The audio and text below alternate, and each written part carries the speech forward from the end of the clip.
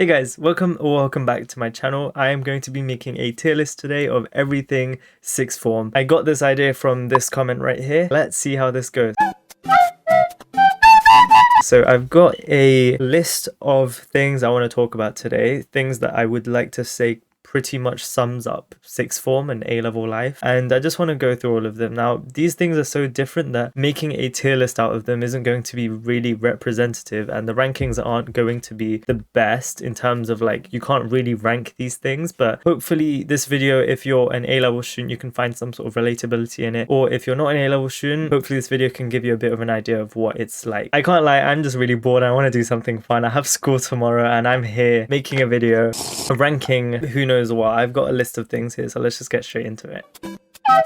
First one up on our list is free periods. Now, I have to give free periods an S tier. I mean, that's just obvious. There's so many good things about free periods that now, looking back at like year 11 and stuff, I don't think I can go back. I honestly can't do a full day anymore now that I've got frees. Not just the fact that I've got frees in between lessons and things to help me recollect myself and to like make sure that I understand everything and to get a bit of homework done if I need to, but the fact that with free periods, I usually finish early on a lot of days and I usually start late on a lot of days as well. And it's so useful because it can mean that I can do homework in those times as well, or I could just go home early and I can relax. It's just so nice. It's so much better than GCSE time when I had to stay in from 8:30 all the way to 3:30 every single day, and the one day I'd finish at like 1 o'clock, it would be amazing. Now 1 o'clock is like my usual end day. There's still a lot of days that I have a lot of subjects in, but most of my days are really empty. And if you don't know, there's one day in my timetable where I literally have all free periods and I don't have a single lesson. It's my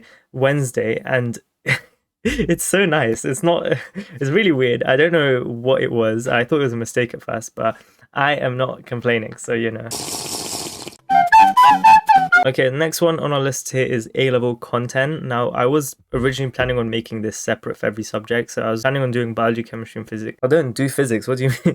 I was planning on doing biology, chemistry, and maths separately, but then I decided I might just make it one general term, so A-level content in general, so that way it can apply to more people. Now, I would like to say that A-level content, obviously being so much more difficult, it's much more interesting, I have to say that, but at the same time, it's just sometimes it can be really annoying. There's a lot of days where I'm sitting there staring at the same page over and over again, watching the same video over and over again, and none of it just goes into my head. Or other times where I understand something, but 2 days later it's gone again from my memory. Even though I went over it so many times, it's so easy to forget things in A-level, much more than GCSE, and it's just some of the content can be really annoying to get over, and for that reason I'm gonna have to give it a C. It's just so annoying, and I want to come back to other things as well, like exams and homework and things, but just the content itself can be really annoying. So C, I think, would be a good position for that. I think I'm gonna have to put exams down at... Should I put it at the very bottom? I might put it at the very bottom because exams in A-level are just so annoying. I don't know if it's the same for other schools, but we get exams every other week at this point, and it's like you think you're done with an exam for like chemistry, for example, and then 2 days later you've got another one for no reason. It's just exams, and it's just like non-stop. You can't breathe because of how many exams there are. It's stupid how much they test us. At the same time, it's obviously good for us because it forces you to go over that content, but it's just so many exams. I can't stand them sometimes. There has been days where I literally have like 2 or 3 exams to revise for in one day, and it would just be a lot. And so for that reason, I think we're gonna have to put it at the very bottom. Once again, I literally don't know what these rankings are. I think this video is more towards the just me talking about these different aspects of A-level life rather than focusing on the tier list aspect of it, but it's still fun to rank these. So F tier for exams. I mean, obviously, where else can I put it? Okay, now this next one is going to be quite difficult to put into a tier. So it's homework. I think that homework is mostly optional in A-level because a lot of the times you get set things and they don't really care whether or not you do it. It's more for yourself and for you to have gone over it yourself, because if you don't do the homework, you're just going to make it more difficult for yourself in the future. So in that case, I'm going to give homework a B tier, which I think should make sense. Like, it's not a problem at all in A levels. There may be some times where homework gets a bit annoying, especially when you get set like required practical write-ups, which can be quite annoying. But overall, most of the time when you get set homework, the teachers don't really care, or if they do care, they briefly look at it. Like, they don't really put that much focus on homework. Like, you get it occasionally. I feel like for me, at least, I've got a lot of teachers that don't really give out homework, so it's not that big of a deal in A level, I feel. And just generally, is even the homework that we get set is, I feel like it's good for us anyway. So like, I try and get the homework done because it's only going to benefit me. It's not for the teacher or anything. It's more for just getting that revision in yourself. It's just another form of revision at this point. Well, this one's going to be interesting. Lessons. So lessons can be really, really interesting. Whatever you make of the lesson is what you're going to get out of it. So if you decide to sit there in the lesson and you actually put the work in, you put your hand up, you engage with the information, you're going to get a lot out of that lesson, and you're going to come home knowing a lot of the stuff, and it's going to be so much easier for you to review it.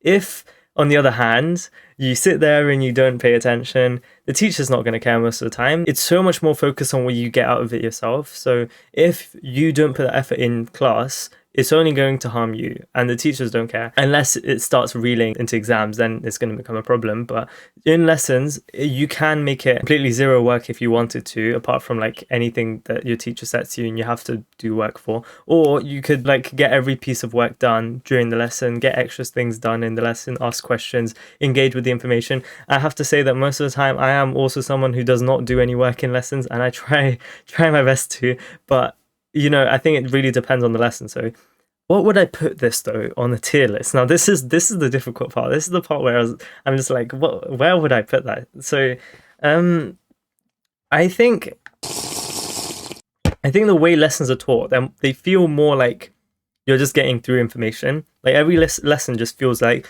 you're just progressing further and further on the spec, and you're just trying to get through the scheme of work. So in that case, I think it feels more like that in A level than it does in GCSE. Like in GCSE, you do get like lessons where you just don't do anything, or you like have fun, or you continue what you did last lesson and stuff like that. In A level, you do one thing one lesson, next lesson you move on to something else. Every lesson's by itself. If you miss one lesson, you missed a chunk of information, and you have to learn that chunk of information now. So in that case, I'm gonna put it at A tier. I like A level lessons, honestly. Personal enjoyment level, I'd say I love like lessons in A level. They're really fun. It's really fun getting confused and not knowing what's going on, and then looking around and seeing no one else knows what's going on either. So I'm gonna put A actually. A tier for lessons. Lessons are fun sometimes, but most of the time it's what you make out of them. So a lot of the times you are just going to be getting through information. If you actually sit there and go over that information, then it's not going to be as bad. If you decide not to do anything, I guess in the lesson it's going to be fine, but then when you come home, I'm just going to say good luck. Okay, so the next thing we have here is social. So like, I basically put this like umbrella term, so anything social life related, I guess, and like just how it is to interact with other people during sixth form and stuff like that, if that makes sense. So I would like, there's a lot of things I can say about this. So I guess one thing that's really significant between A levels and sixth form and GCSEs is the fact that you really choose where you want to be at all times now.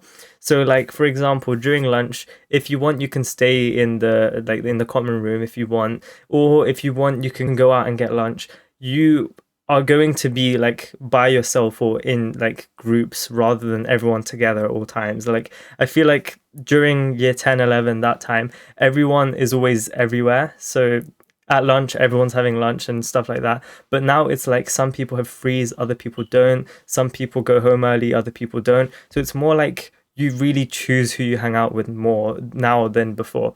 So in that case, I feel like if you actively try and hang out with someone, it's really fun, it's really easy to. But if you don't actively try and hang out with someone in A level, they just start to distance, because everyone does so many different subjects now. It's so much harder to like engage with everyone and make sure that it's not that same sort of vibe, if that makes sense. But that's not a bad thing. I feel like it's much more dependent on like what you make it and where you go and where you hang out with and who you hang out with and things like that. So in that case, I'm gonna have to give it an A tier, just because obviously you don't have that same level of everyone's always together. It feels a bit more isolating in that case, but you can make sure that it isn't if you just hang out with people that you're comfortable with and stuff like that. I hope that makes sense. I don't really know if you guys get what I'm saying. On a somewhat similar note, we're going to talk about food now in A-levels in sixth form. So once again, this is really what you make it. So if you want to go out, you can go out. That's one thing that's really nice, the fact that you can just leave the school. Well, at least for us. I don't know if it's the same for everyone else. I think it should be, right? I'm not sure. Leave a comment down below if it's different for you guys. But as far as I know, I'm pretty sure you can go out and get lunch yourself, or you can go to the canteen, or you can get your own lunch. Now, I know everyone always says that the canteen food is horrible, but it's not that bad. Like, it's edible, I guess. So I don't, like, sometimes I'd have the canteen food, but most of the time I find myself going out to get lunch. But because it's so much more hassly going out and like trying to get somewhere to eat, it's so much more difficult to find something to eat every day. And a lot of the times I just don't know what to eat or where to go to eat. And so I might just find myself getting like something from Tesco, something that's not really fulfilling. Or I might just not eat at all. I think that's been happening quite a lot recently as well in year 13. I would just skip lunch during lunch because I'd go home early or something. Then I'd have lunch. So it's not like a big deal or anything. But a lot of the times now it feels like it's much more difficult to get lunch and things. In that case, I think food-wise, I think I'm going to have to give it an A as well. Just because you can have whatever you want now. But at the same time, that also makes it very difficult because just the aspect of food, again, it just distances everyone again. Because back in like GCSEs and things, during lunch, everyone's there at the same place usually. But now during A-levels, some people are having lunch in school. Some people are going out of school to have lunch. Some people are at home. So it's much more distanced, if that makes sense again. So I guess A tier probably makes the most sense once again with food, everything food-wise. If you guys have any other comments about this as well, leave them down below in the comments because I really want to hear what you guys think about this and my tier list and everything. If you think my tier list is bad and it's wrong, shush, I don't care. I'm just kidding. I want to know if you guys disagree with me, what you think should be where and stuff like that. Just let me know down below. Now, the last thing I want to talk about is study areas and the facilities that you usually get. Now, this is going to depend on where you go to, how rich your school is. I can say that for us, we get this like study area, I guess, like the silent studying space. So you've got the common room and then you've got like the small area where you can sit and study. It's nice. I actually really like it because it just means that if you need to get homework done, easy space, just go there, get your homework done. It's dead silent most of the time. Sometimes some people are talking, which is annoying, but most of the time you can get your homework done. And it's like in year 12, I did not go there at all. I think I went like twice, 3 times maximum because most of the time I just get my homework done at home. And I felt like I had everything pretty much under control at all times anyway, so it was not that bad and it wasn't that big of a deal. Now though, in year 13, because everything's so all over the place, I'd be finding out about homework literally 10 minutes before the lesson. So I am there in the sixth form study area, trying to quickly jot down the answers, make sure it's all done, and then go straight into the lesson and be like, yeah, I did the homework. And that is 5 times out of 10. The other 5 times I'm just like, I didn't do the homework, I forgot, because it's such a mess. So I have been doing more like stuff during my frees anyways. So in my free periods nowadays, I have been spending more time in the study areas and things, especially for my BMAT revision. I was there every other free period and I literally went to the study area, got an entire paper done, and then I'd just leave and then I'd do that again and again and again. And I did it so many times that it really helped. It really was a good form of practice. And like a lot of the times during my free periods, I just don't know what to do. And it was a good way to spend them productively. But there's still a lot of free periods where I don't do anything and I'm happy. I don't mind not doing anything during frees. Sometimes I need that break, but a lot of the times I do have work to do and I usually get that work done in the study area, so it's nice. So I'm going to have to give this an S tier. It's really important to have study spaces to study in. I literally don't know what I'm doing anymore, but I guess we're going to have to give this an S tier because the tier list is rigged. So that's an S tier, and that's our, so how many do we do? So we did 3 periods, A-level 8. So I managed to compile my 8 biggest things of A-levels into one tier list, and here it is.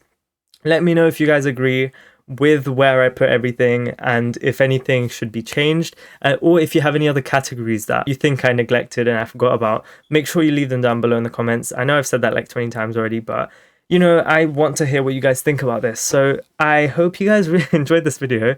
It was definitely a different one because I'm just sitting here for the entire video and just talking about like random stuff. So I hope you guys enjoyed this type of video. I'll see you guys next week. Bye for now.